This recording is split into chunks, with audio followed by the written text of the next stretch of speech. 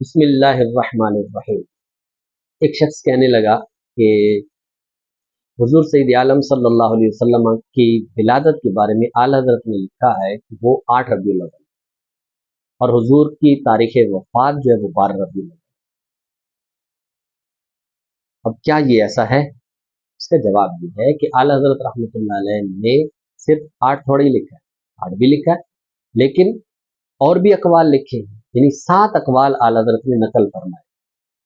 لیکن اصل بات اور ہے وہ یہ ہے کہ یہ مختلف قسم کی جو تاریخ کے اقوال ہوتے ہیں ان میں اعتبار کس کا ہوتا ہے، یہ اصل چیز ہوتی ہے۔ دیکھیے یہ ہر فن کے اندر ہوتا ہے، صرف یہاں پہ نہیں ہے۔ یہ تاریخ ہے نا، یہ ایک فن ہے۔ اس جو تاریخ سمجھتا ہے، جو جانتا ہے، اسے پتا ہے کہ ایک کسی واقعے کے اندر کئی اقوال ہوتے ہیں۔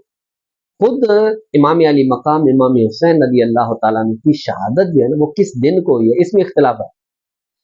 حضرت عمر فاروق رضی اللہ تعالیٰ عنہ کی کا وصال کس تاریخ کو ہے، اس میں اختلاف ہے۔ لیکن ہم نے کیا دیکھنا ہوتا ہے، اس فن کے اندر ایک اصول ہے، اور وہ اصول کیا ہے؟ وہ یہ ہے کہ ہم جمہور کو مشہور کو دیکھتے ہیں کہ مشہور قول کون سا ہے، جمہور کس قول پر، ہم اس کو دیکھتے ہیں۔ تو اعلیٰ حضرت رحمۃ اللہ علیہ نے 7 اقوال نقل کیے، لیکن ان میں سے جو مشہور اشہر بیان کیا ہے، ٹھیک ہے، مشہور بھی نہیں، اشہر یہ اس سے زیادہ ہوتا ہے۔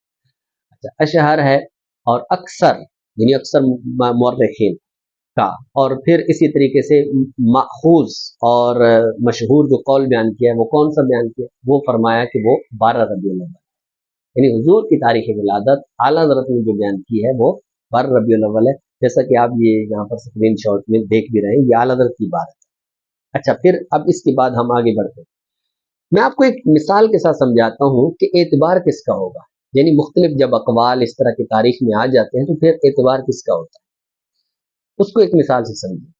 ایک اسکول ہے اور اسکول کے اندر ایک اسٹوڈنٹ، ایک سیکورٹی گارڈ، ایک ٹیچر اور ایک پرنسپل، یہ 4 افراد ہیں۔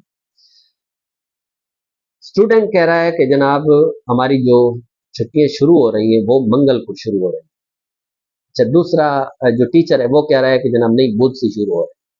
جو سیکورٹی گارڈ ہے وہ کہہ رہا ہے جی جمعرات سے شروع ہو رہا ہے، اور جو پرنسپل ہے وہ کہہ رہا ہے جی جمعے کو شروع ہو رہا ہے۔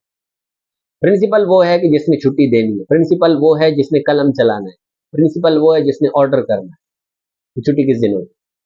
مجھے بتائیے ان 4 افراد میں سے جن میں اختلاف ہے، اب کس کی بات مانیں گے؟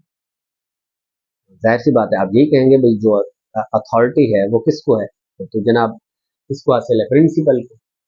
تو اب کیا اسٹوڈنٹ کی بات نہیں مانی جائے گی؟ بھائی نہیں مانیں گی، نہیں مانیں گے۔ کیوں نہیں مانیں گے؟ کیا اس کی حیثیت نہیں ہے؟ کیا اس کا کوئی مقام نہیں ہے؟